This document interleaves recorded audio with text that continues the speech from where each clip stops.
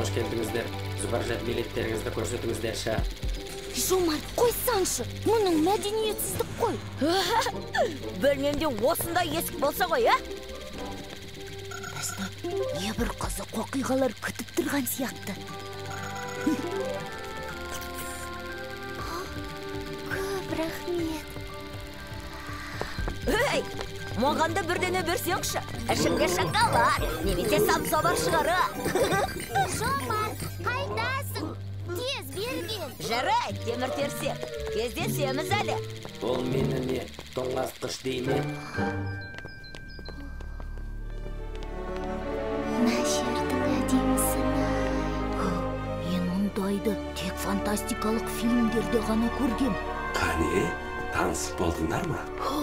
Мен сізді танимын. Сіз робогидсіз.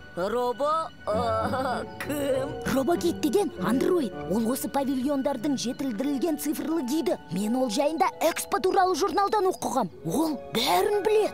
Дұрыс айтасың, дәл өзінің соңына ерінді.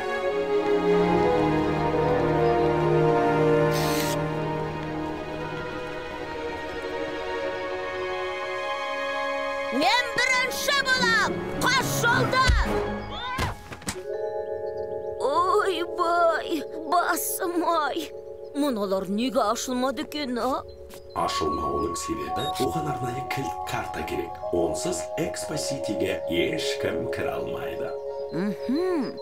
Ал егер сен оны кенеттен жоғалтып алсаңшы, не болады? Мен андроидтың мінсіз үлгісімін. Мен оны өзімнің микросхемаларымдай сақтаймын.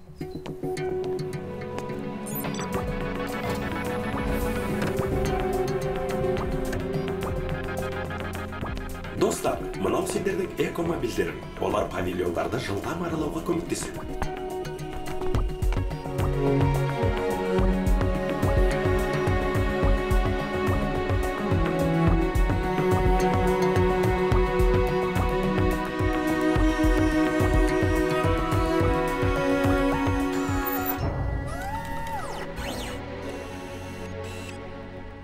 Мына павильонда ең алғашқы экспо көрмесінен бастап адамзаттың жасап шығарған ең ғұлама өнер табыстары қойылған. Ең алғашқы компьютер, су астында жүзуге арналған скафандр, граммофон, тұңғыш телефон, тіген мәшинкесі. Осы заттар кезінде төңкеріс жасаған, ал қазір үйреншікті болып кетті. Мен өскенде менің жасаған өнер табыстарымда осы экспо көрмесіне қойылатын болады. Арман, мұның мақтан тұтарлық. Ал жалпы сендер қалай ойлайсыңдар, бұл көрме не үшін керек? Елдер техникалық үдерістің соңғы жетістіктерін көрсете алу үшін керек шығар. Жоға, олар бір-біріне жақын арада сатып алуға болатын мақта заттармен мақтанғысы келеді. Дегенмен басқа себептері де бар. Достар, ғаламшарымыздың қазіргі түрі осындай. Түрі ауырып тұрғандай бір түрлі ғой. Кезінде жер бетіндегі бар тіршілік иесі тепе-теңдікте өмір сүрген. Бірақ адам өзін табиғат патшасымын деп ойлап, қуат көзін табу мақсатында табиғи қорларды таусуға дейін барды. Ол аздай қалдықтарды ауаға, суға және табиғатқа шашып, өмір сүру жағдайларын бір жолата өзгертті.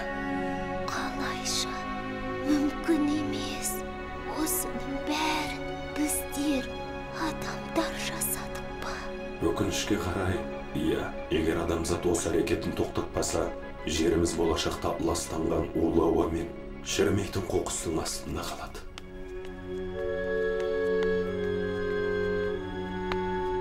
Неге?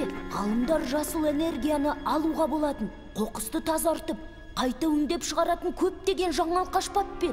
Иә, Арман, солай. Дәл сондай өмірге енгізуге дайын технологияларды осы көрме жинап отыр. Солардың көбі тарих ағымын өзгерте алады деп сенемін.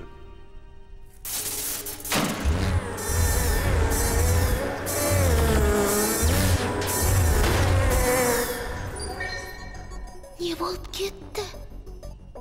Кім бар? Маған тұруға көмектесін берші. Кілт жоқ. Оны ұрлап әкетті. Енді қайттым. Көліктің ескі майына ұқсайды. Балалар, мен мұнда бір нәрсе таптым. Сен онда не істеп жүрсің? Не, шам сөнгенде менің үстіме бірдеңе тамып кетті. Тексеріп көрейін деп ем, мынаны байқадым.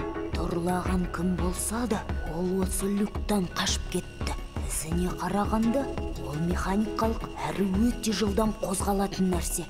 Ол белгісіз оңбағанның бір жамандық ойластырғаны анық. Достар, мен сандым. Сендер тездетіп кілтті табуларың керек. Онсыз экспосидийдің аумағына не шығуға да, не кіруге де болмайды. Ал мен әзірге өзімді жөндеуге тырысамын. Арман, кілт картаны қалай табамыз? Мынау сендерге көмектеседі.